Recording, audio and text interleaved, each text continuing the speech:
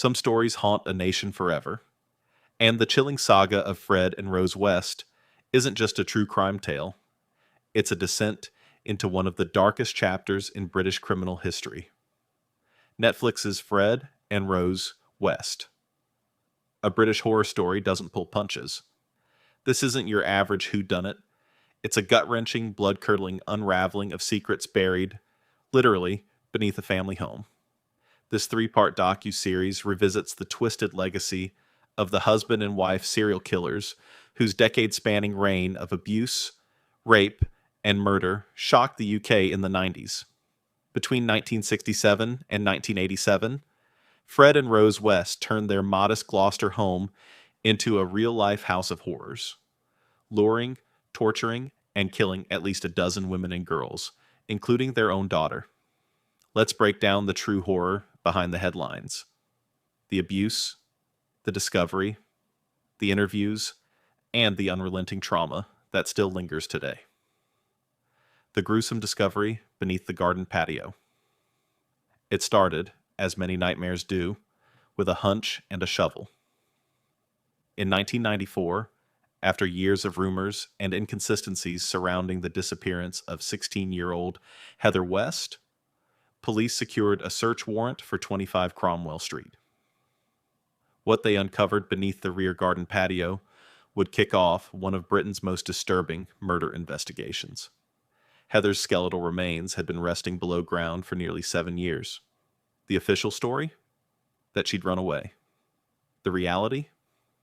Her own father, Fred West, murdered and dismembered her.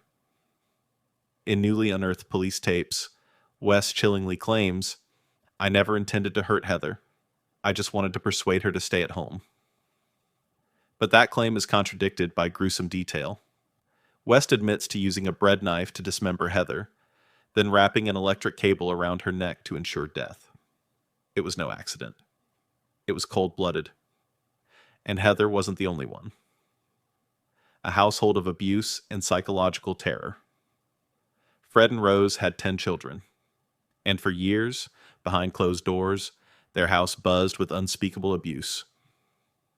Government Child Protection Advisor John Fitzgerald, who worked on the case, doesn't mince words in the series. Appalling abuse, he says. Mae West, one of the couple's daughters, is heard in police interviews revealing that her father sexually abused both her and Heather repeatedly. Fred's response to the allegations? A cold, emotionless, no comment. Stephen West, their eldest son, remembers school as a sanctuary, a safer place than home. He recalls his mother, Rose, as a violent disciplinarian. Once she started hitting us, she couldn't stop, he confesses. Perhaps most disturbing. The running family joke among the children, misbehave, and you'll end up under the patio like Heather. The horror was so normalized, so integrated into their daily lives, that death became punchline material. That dark joke eventually became the crack in the dam, the reason police began digging, literally and figuratively. This case would never have come to light if it weren't for the bravery of the West children. Fitzgerald adds, "They spoke up. They told the truth." More victims. And unanswered questions? Fred West was charged with 12 murders, but experts suggest the true victim count could be much higher. In one disturbing tape, Fred cryptically says, "I have not and still not told you the whole truth." That single sentence has haunted investigators ever since. Tapes from hell. What police recordings revealed. The recordings at the heart of this documentary aren't just disturbing. They're stomach-turning, and they reveal just how depraved and controlling Fred West really was. He met Rose in 1969. He was 27. She was just 15. From the outset, he dominated her. "I trained Rose to what I wanted," he boasts in one police tape. "That's why our marriage worked out." Under Fred's manipulation, Rose began working as a sex worker from their home.